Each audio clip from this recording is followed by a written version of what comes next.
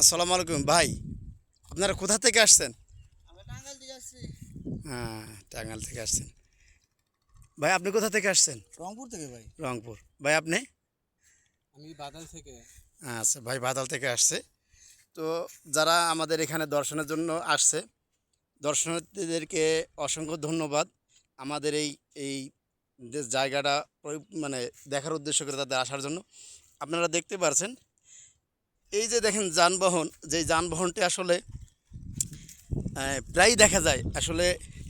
আর এই যানবাহনে করে এই ভর দুপুরবেলায় আমার এই ভাইরা এই জায়গাটা দেখার উদ্দেশ্যে আসছে।